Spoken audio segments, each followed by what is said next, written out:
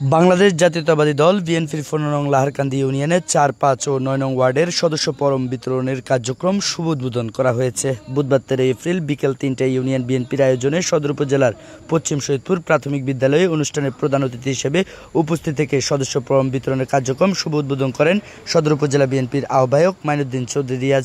Laharkandi union বিএনপির সাধারণ সম্পাদক আব্দুর রহিম ভূঁইয়ার সভাপতিত্বে ও সহসভাপতি শামসুল ইসলাম লিটির সঞ্চালনায় বিশেষ অতিথি হিসেবে উপস্থিত ছিলেন সদর থানা বিএনপির সিনিয়র যুগ্ম আহ্বায়ক শাহ মোহাম্মদ ইমরান, যুগ্ম আহ্বায়ক প্রফেসর মোর্শেদ আলম হাওলাদার। এতে প্রধান বক্তা হিসেবে বক্তব্য রাখেন সদর উপজেলা বিএনপি সদস্য সচিব মুখলিসুর রহমান হারুন।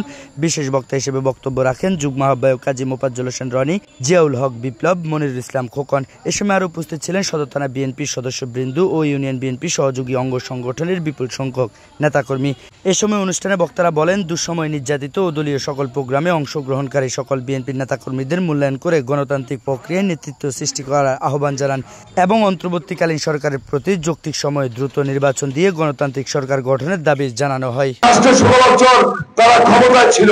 এই 16 বছর বিএনপির নেতা কর্মীরা রাজপথে থেকে আন্দোলন করেছে, সংগ্রাম করেছে।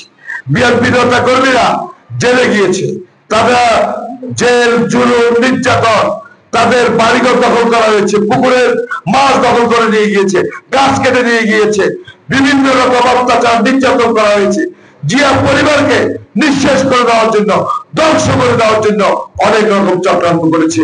বিএনপিকে ধ্বংস করে দেওয়ার জন্য অনেক রকম চক্রান্ত করেছে। কিন্তু এই 16 বছরে বিএনপির একজন নেতা কর্মী অন্য কোন দলে যোগদান করেছে? এই 16 বছরে 60 লক্ষ নেতা কর্মীর বিরুদ্ধে মামলা হয়েছে।